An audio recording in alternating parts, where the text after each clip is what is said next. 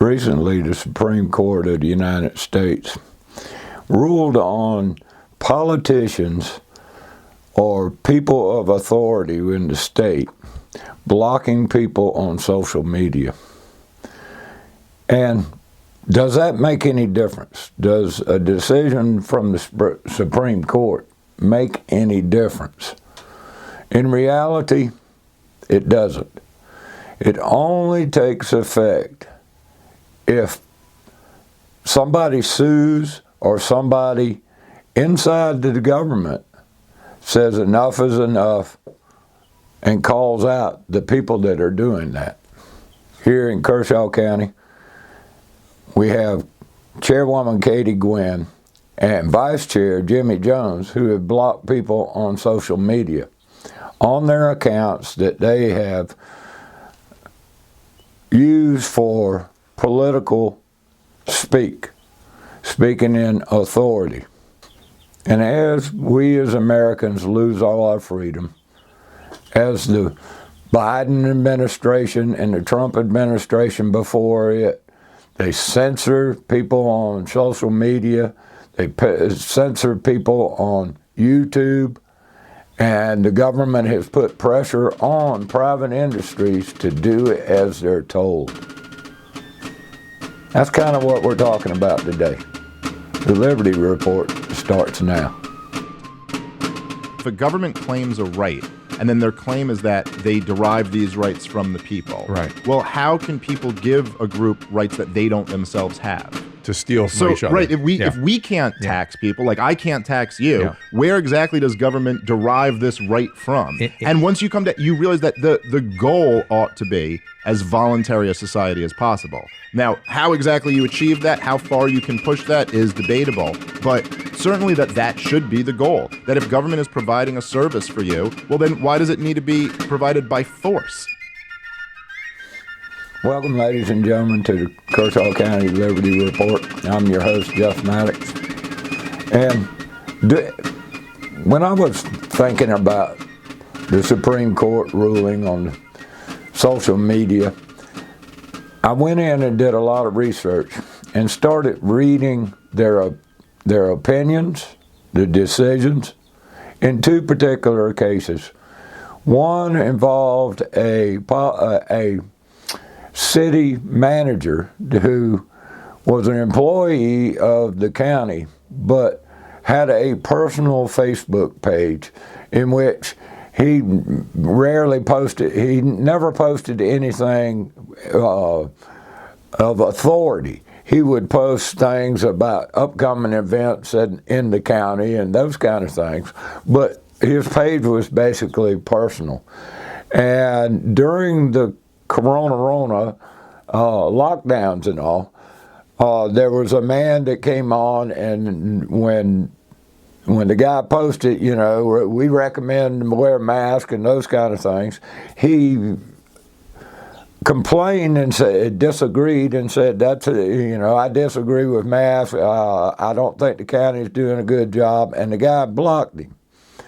And that man took this guy through the court system and all, and the Supreme Court eventually ruled that this was his personal page and he can block who he wants.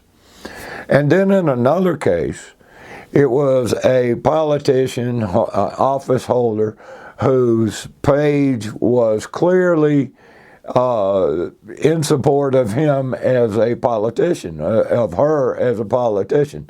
In particular, it was a school board. And as parents were posting and commenting on that school district, that school board member's page, apparently she had gotten upset and blocked the people from commenting. And in that case, the Supreme Court ruled that was a improper for her to block anybody, because she was speaking in a position of authority. She had already had many posts advocating for things and all that.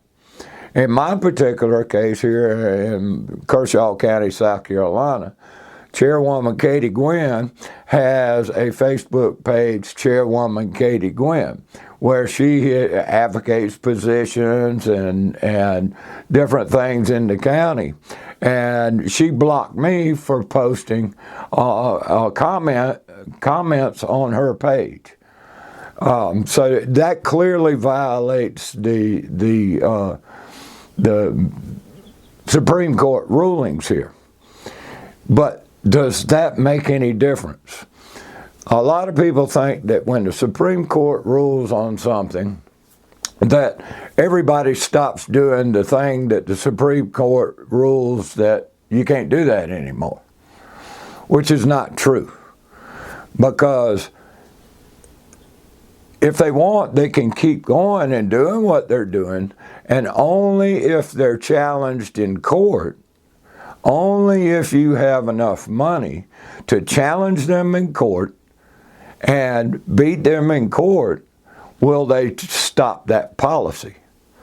Now, you would think that if the state was there to protect our rights, and our rights of free speech and number 2 and number 5 and all these Bill of Rights, that if somebody in the government would violate those rights, like the First Amendment, and you have sworn an oath to the Constitution, and the Supreme Court has said that it's unconstitutional to block somebody from an official page, then it would seem to me that those people that had sworn that oath would then call it out.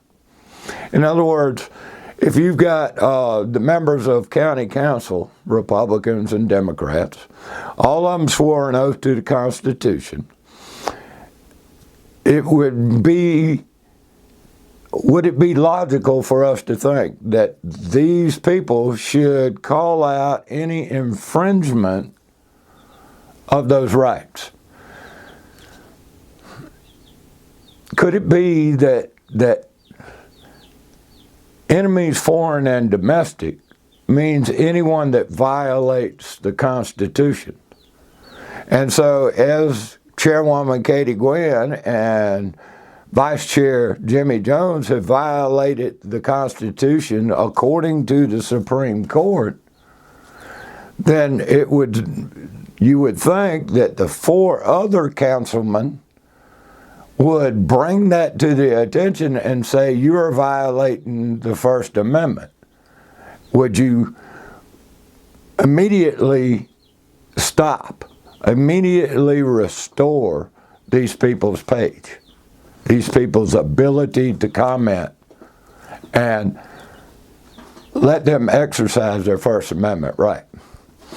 But you see, nobody's going to stand up for that. Nobody cares about that. They talk the Constitution, they swear an oath to the Constitution, but they'll follow any order. And they won't get their head above the pulpit, above the parapet, above the trenches. They'll keep their head down so that they don't get shot at. You look at everything around us is collapsing. We have the alphabet agencies playing games over in Ukraine. We've got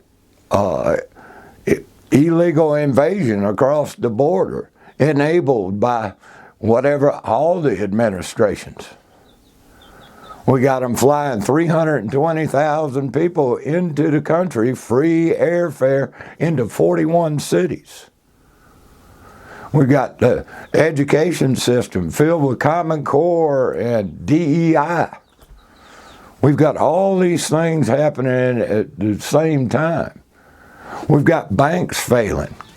We've got $34 trillion in debt. We've got $240 trillion in unfunded liabilities. We have Social Security eating, $1.6 trillion a year. Medicaid and Medicare, $1.4 trillion. The defense budget, they call it defense. I call it offense. The offense budget, well over $1 trillion. The black budgets, we don't have any idea. We have the alphabet agencies going around the globe, creating coups and overthrowing governments and color revolutions and propaganda. And yet nobody seems to notice and nobody seems to care. Sometimes it seems overwhelming. But there's a lot of people that are waking up. The silver lining of the corona is more and more people are waking up to the fact that the government doesn't love you. The government doesn't care about you. The government has been taken over by corporations, multinational corporations, billionaires, Marxists, and a eugenicist. And it's been done over a long period of time. Now we're entering the collapse of an empire, a controlled demolition. You can see it all around you. Look at the empty storefronts. Look at the prices of everything. And everybody thinks that this is by accident. Look at what the Federal Reserve is doing. Look at how much of the economy is just spending by the federal government. Estimates 30 to 40% of the economy is being held up right now by government spending. Look at how many people. Government is the largest employer in the United States, bar none. If you count federal, state, and local government. We're overwhelmed by government. We're government poor. We have 890 bases around the world. An average of $4 billion on each base each and every year. And we're picking fights with Russia. We're picking fights with China. We're supporting anything and everything that Israel does in Gaza. Mass genocide. All this going on, and our local councils, they just go along with, where's the free money? We can tinker with this, we can tinker with that. But we're mandated by these people and mandated by those people. And if we don't take the money, who else? Somebody else will get it. Worried about litter. Worried about bicycle paths, greenways, parks. And not worried about overwhelming government.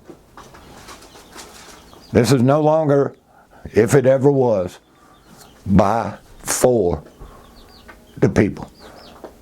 We live on a plantation. Look at what people are debating about.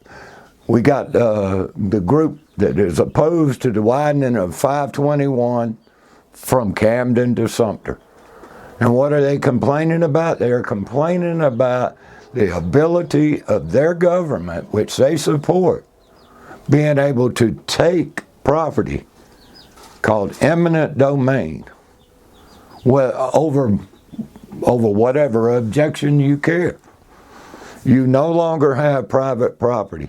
Without private property, my friends, you have no rights. You are tenants on a plantation. You're a sharecropper.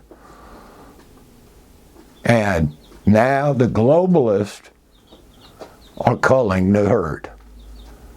That's what the injections were all about. That's what the food is all about. That's what the you'll be happy and you'll be eating bugs is all about. You'll own nothing.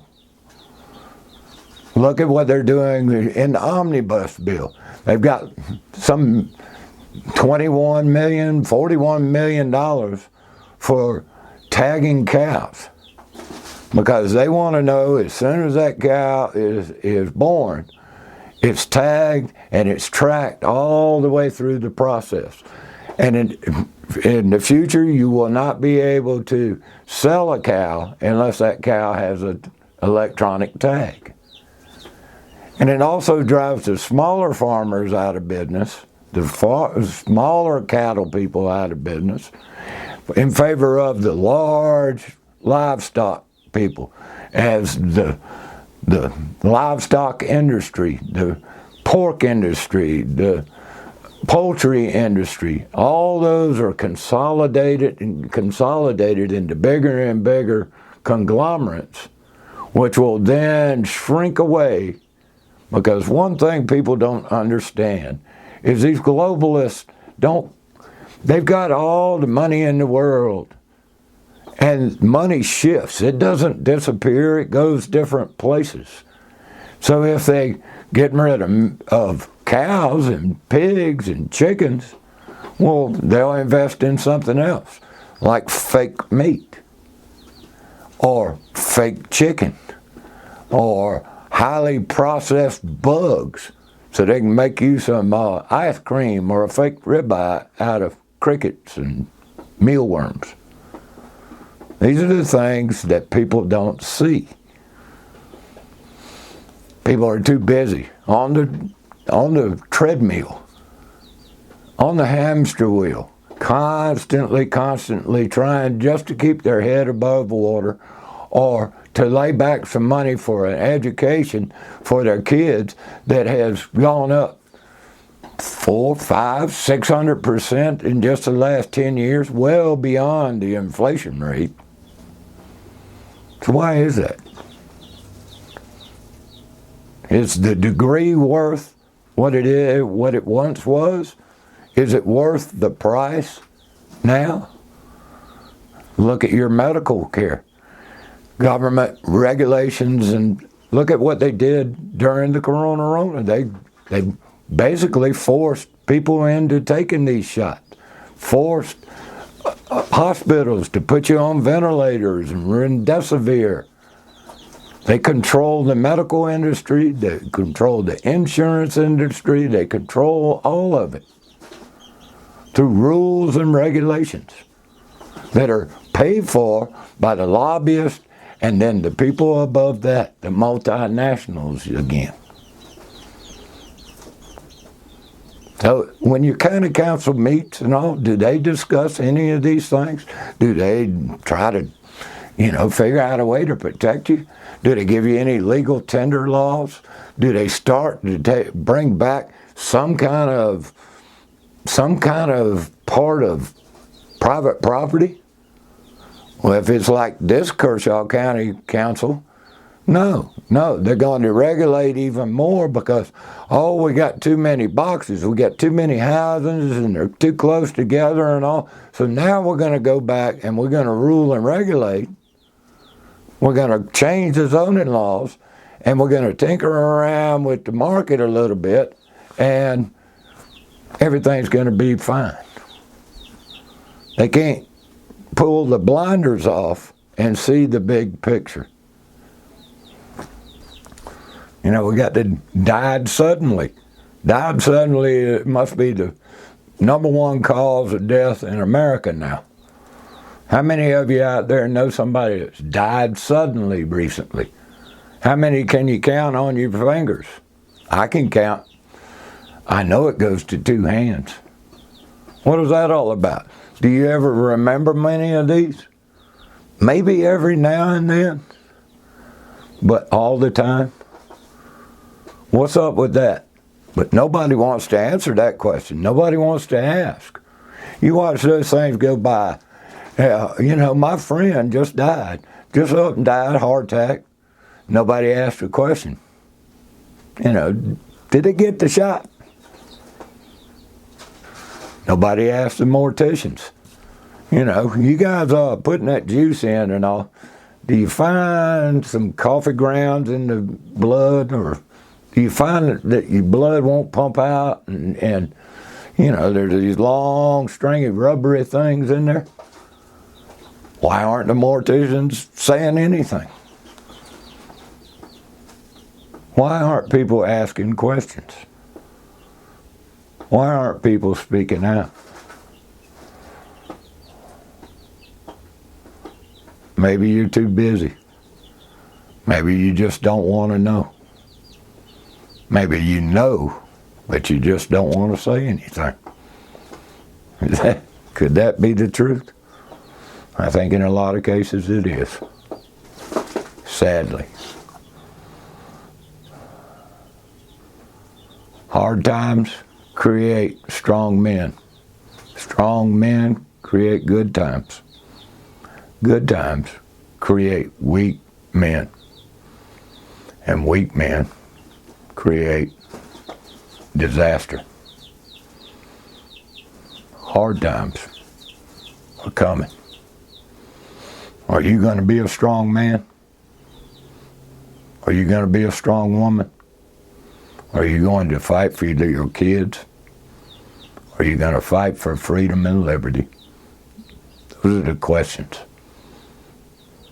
I invite all of you, do your homework. Get with others. Talk about these things. Discuss them. And come together. We can overcome this. We can be free. But it takes us all working together. They want us divided. And divided, we will fall. And we are falling. Ladies and gentlemen, it's time that we all pay attention, or we will be on a prison planet.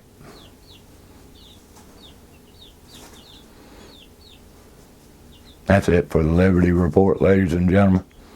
I know this is kind of a downer, but it's time you wake up.